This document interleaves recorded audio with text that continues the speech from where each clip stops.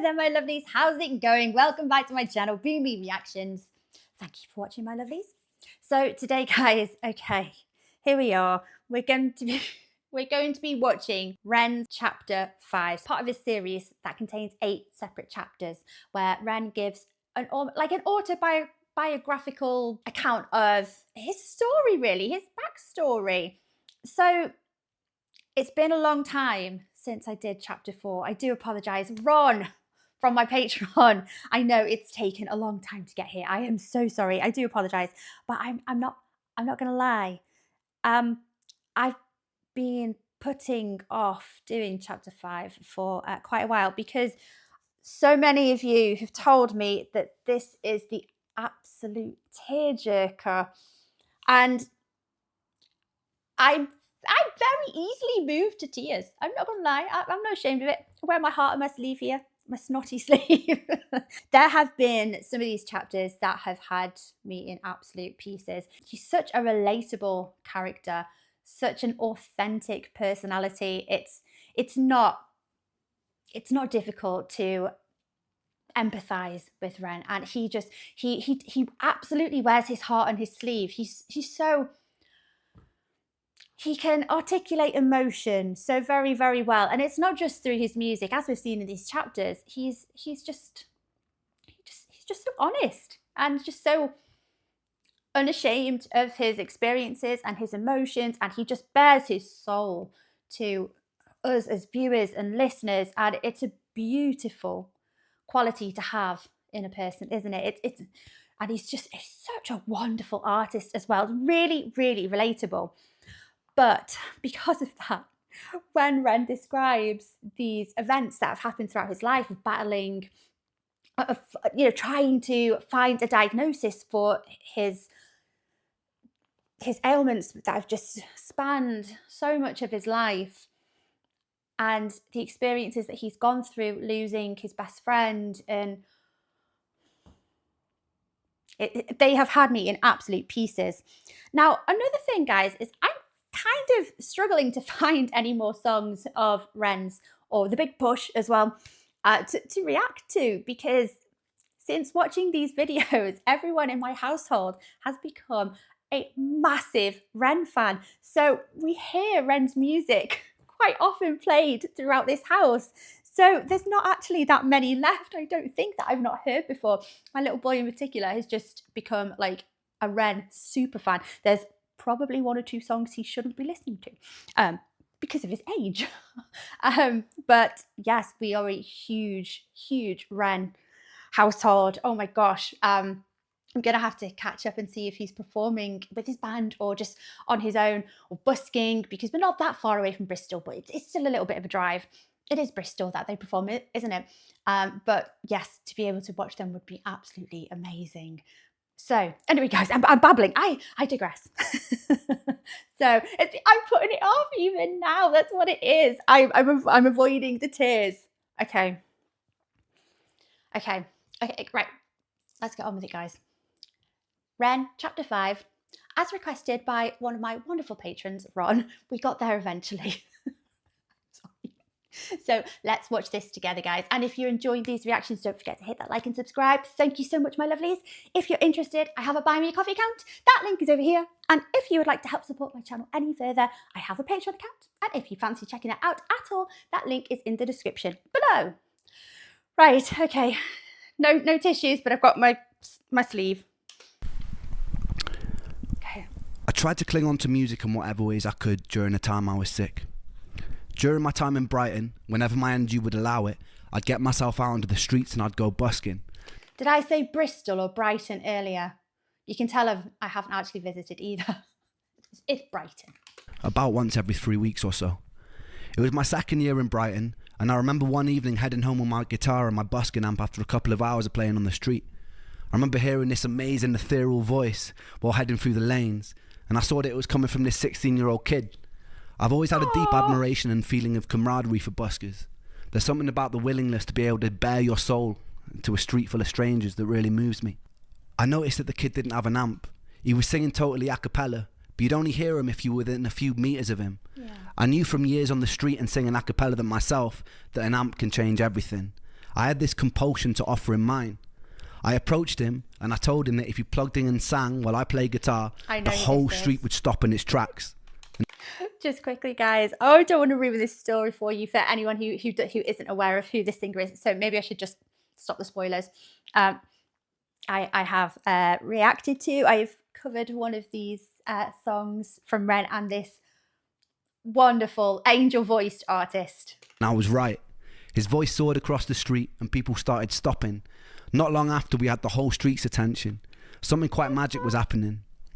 This was the first day that I met Sam Tomkins, someone who would be integral to my whole life changing later on. He had a friend with him, this guy called Connor Honeyset, who would later go on to be my manager. For now, they'd just be a couple of teenagers that I'd have to help out on my way home. It's funny how life works like that.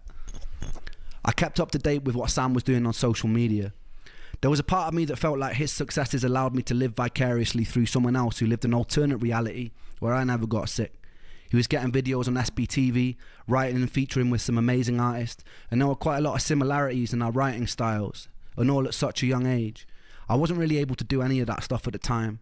I was mostly bedbound with the exception of the odd day that I'd be able to go busking. It could have been very easy for that feeling to turn into jealousy, but it never did. Ren, I don't think you have it in your heart for that feeling to turn into jealousy. I think that's, I love how honest Ren is. He absolutely bears his heart. I think that's what gets Ren into these bizarre scenarios. And, you know, and then he writes about it and he tells us all these stories because he just lives so in the moment. And he's just so, like I say, like heart on sleeve. He just bears his soul and his heart, and I think that's just how he lives. That's his mantra. That's how he lives his life, and it just makes him susceptible, so open to experiences. And I, for one, I would love to live more like that, but you know, I'm a little bit more reserved, I think, as a person, which holds me back. That's why I'm saying it's so admirable to be able to live like this. And I think he sees, like he said, he sees a parallel of himself in Sam, which is lovely, but at the same time, it's very, very sad. I felt truly proud of him. Years later, we go on to write a song together called Blind-Eyed, which would transform the trajectory of my whole career. During this time, I was still desperately jumping from one treatment to another treatment. And now that my diet had become more limited, I was trying new diets with no luck. As the options in the alternative health world started to dwindle, I started searching for answers in the divine. In the former years, I had moments where I found myself sitting in churches, talking in tears to whoever might be listening, or experimenting with energetic healing modalities like Reiki. With time, my searching started taking even more unusual turns. I started looking to things like exorcists. Once you exhaust all rational explanations and treatments, the irrational suddenly starts looking more palatable. I think that is, you know, just to highlight how consuming this search for relief is, and just to give all of us an idea of how much suffering Ren's condition was causing him. You get to the point where you're resorting to exorcism. I had a skeptic's mind, but I had nothing to lose because there were no other good options.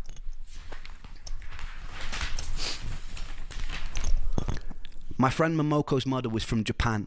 She aligned herself with a sect of Buddhism called the Nichiren Daishonin. They would chant a repeated phrase over and over again while holding prayer beads. The chant would go, Nam-myoho Renge-kyo, Nam-myoho Renge-kyo, Nam-myoho Renge-kyo, over and over again. Its intention was to align you with your innate Buddhahood, to cleanse you of any bad karma and put you in alignment with your true destiny on earth.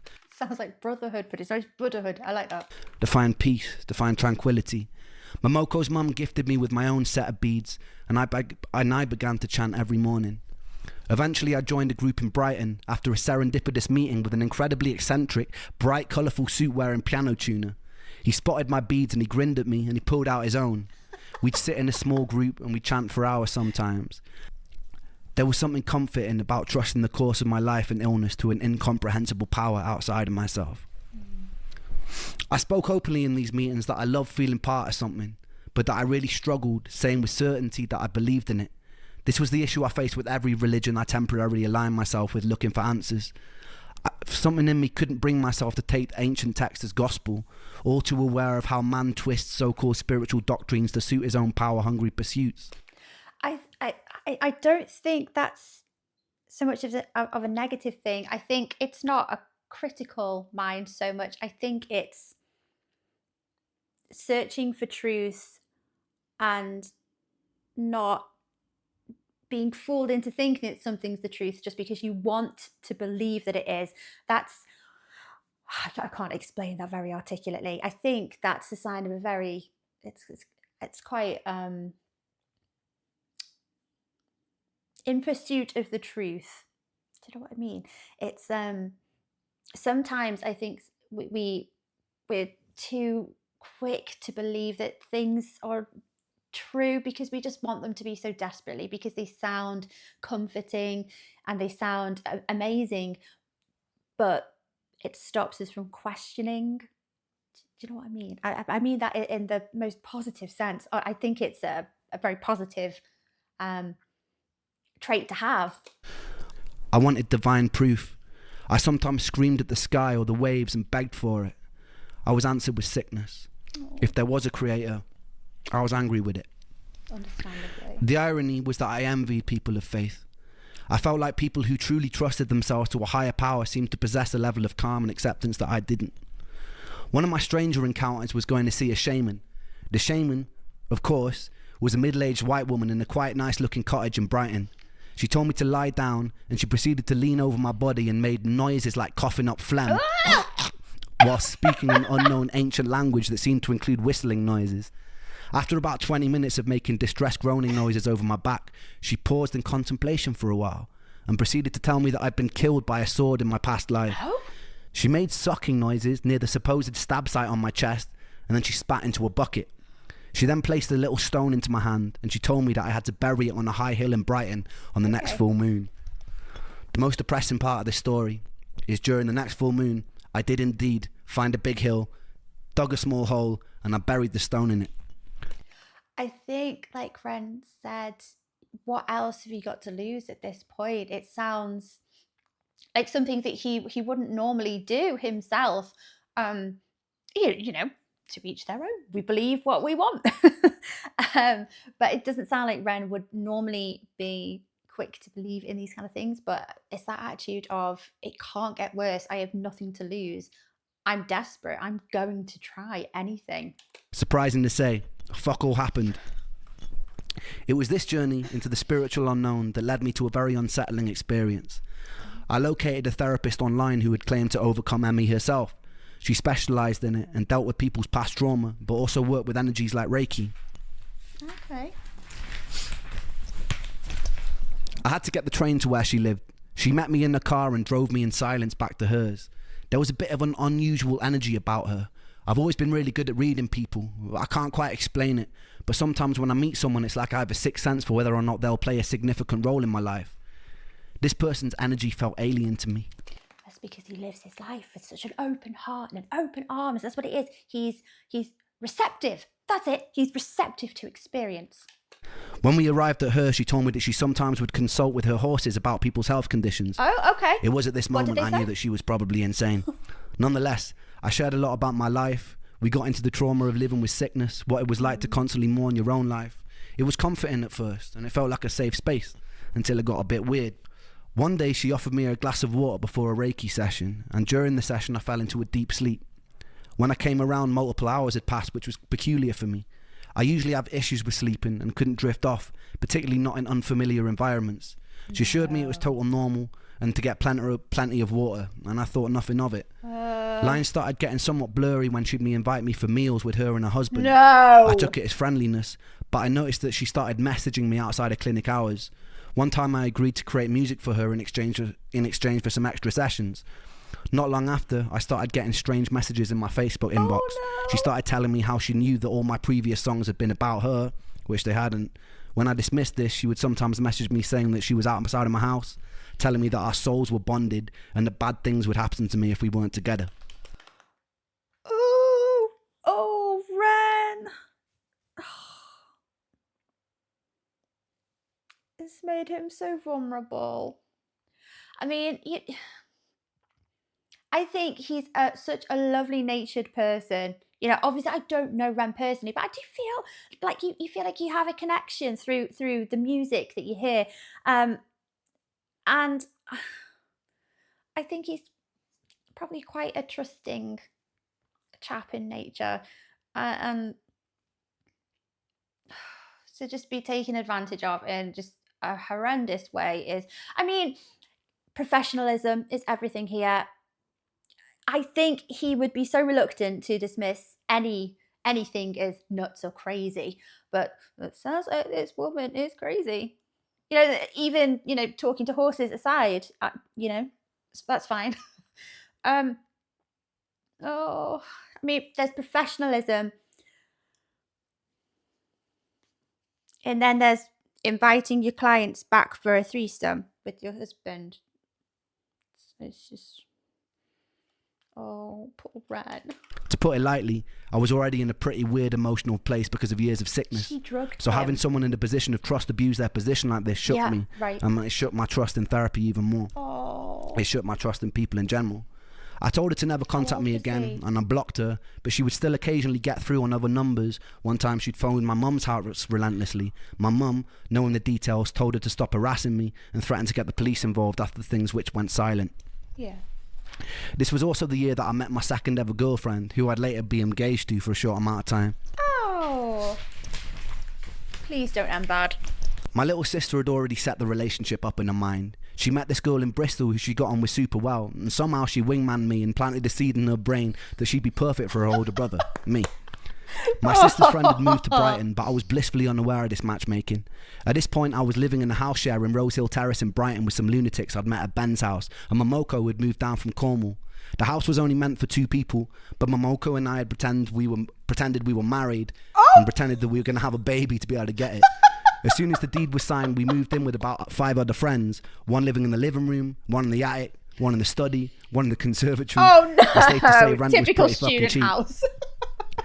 One night my friend Luke was throwing a party and she rocked up with a few of her friends. My sister had pretty good taste in girls and I had a crush on her instantly. At some point in the night we both ended up lying on my bedroom floor on a bunch of sofa cushions while about 6 other people were sleeping in various places in my room. One somehow in the upper compartment of my wardrobe. True story.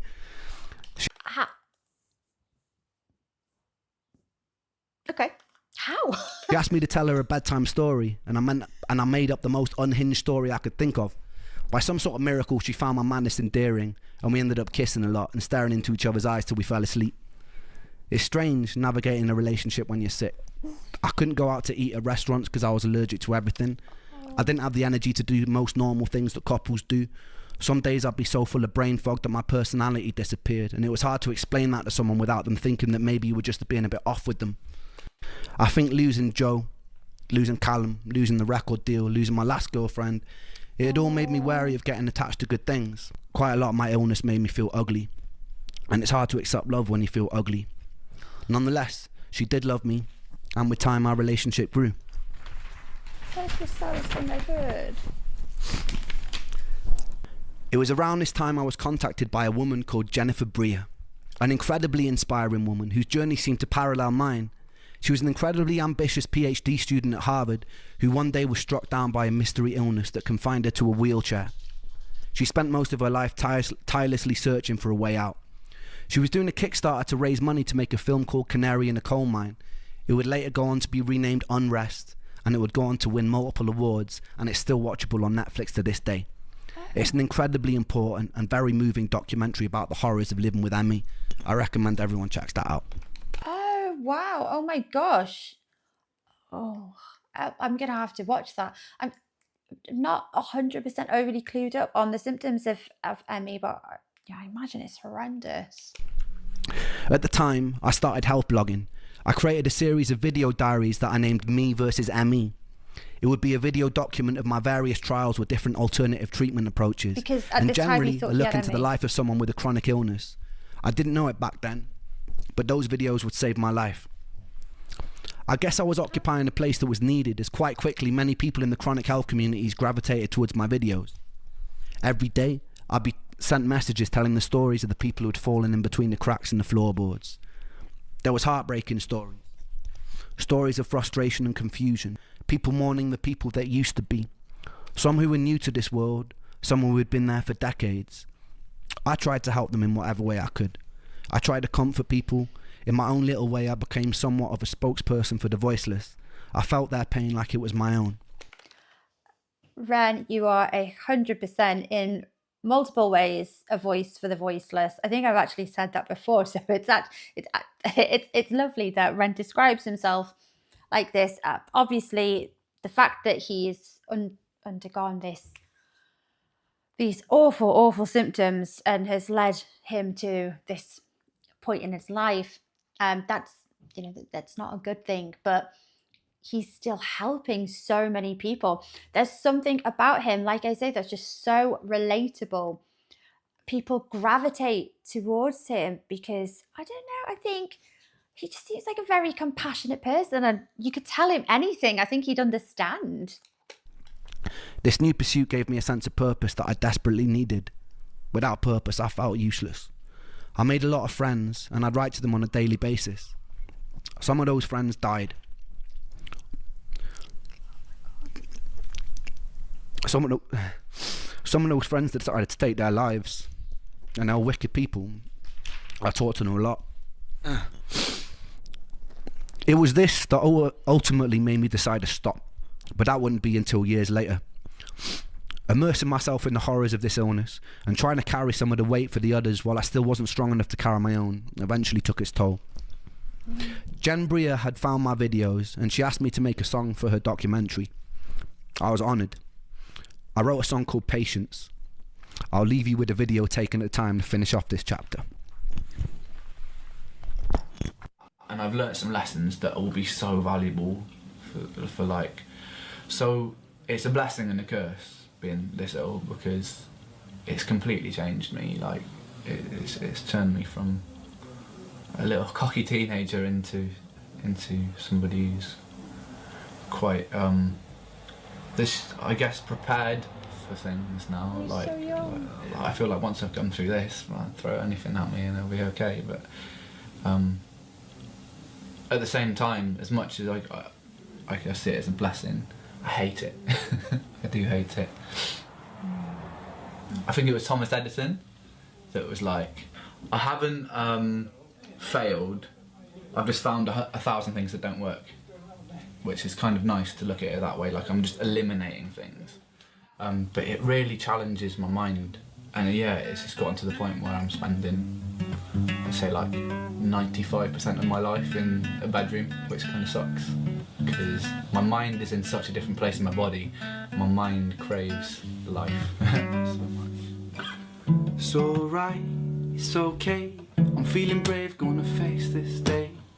It's okay, it's alright, no tears will kiss my cheeks tonight, and it's all good, and I'm just fine. My words ring out like hollow shells. Just slow down, it takes time, but time moves slow, I know this well.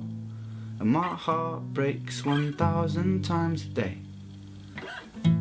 But for every hope that dies, another one takes its place. Because I have the strength of a mountain, and I've got the courage of the deep blue sea, and I have the heart of a lion, and the stars burn bright inside of me. And although you test me, my God, I stand so proudly. Can't you see that I have the strength of a mountain, and I'll take all you throw at me.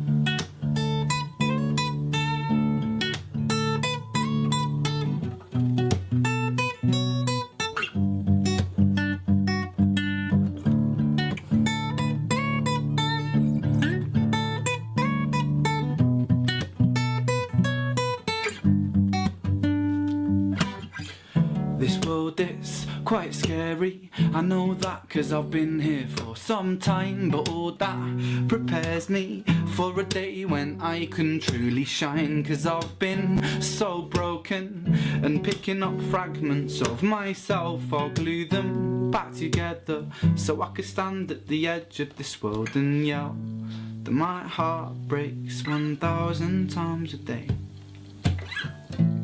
For every hope that dies, another one takes its place. Because I have the strength of a mountain, and I've got the courage of the deep blue sea, and I have the heart of a lion, and the stars burn bright inside of me. And although you test me, my God, I stand so proudly. Can't you see that I have the strength of a mountain, and I'll take all you throw at me.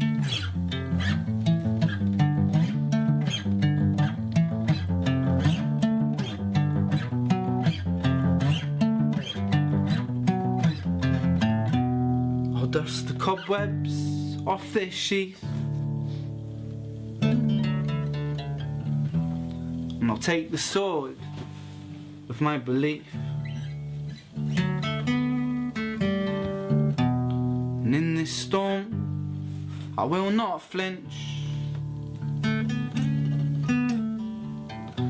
and I will not move, no, not an inch.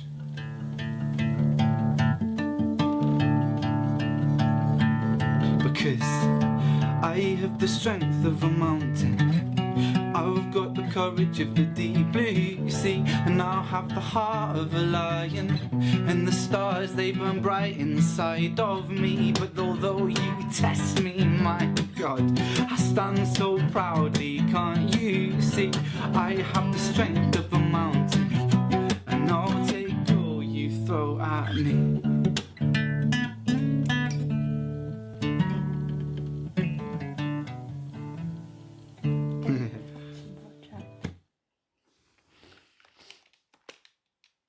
Oh, following Ren's journey as he continues to search for a cure. GoFundMe.com. Boy who can eat, who can't eat. Oh gosh. Facebook.com.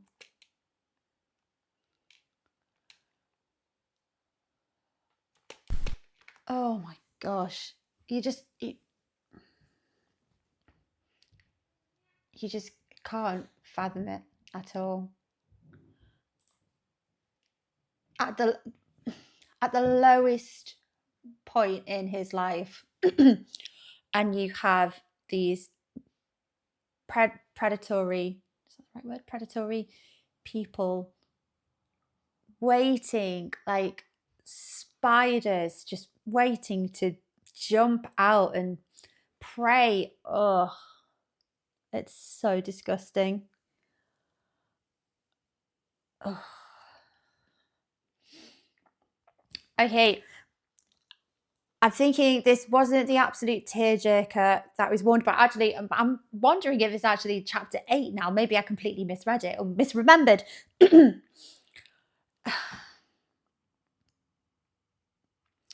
If anything else, you know, Ren is so resilient. I feel, you know, he's been through the absolute ringer. It's to the darkest places, and the fact that he can articulate it so well through his music, you know, it's like a beacon, I think, for people going through similar struggles or just any struggle. I think listening to Ren's music, it just makes you feel, it lets you know that someone understands. But they don't just understand, they've been there, they've come out the other side. And it's just that kind of, that idea of hope. Ren, for me, very much embodies hope and resilience. I think he's such a resilient person. It's heartbreaking that there are vile people in this world that will take any opportunity to prey on vulnerability. And it's awful. It's so vile. It's so horrible. And shame on them, to say the least. It's disgusting. I hope that woman is so disgusted with herself. That is so horrible. Yeah, for me, Ren is just that beacon of hope, and the voice of the voiceless. I made up that he said that. I think I must have called it him about 5 different times. He truly is, with his bard rock. Absolutely a voice for the voiceless. So thank you for requesting this one.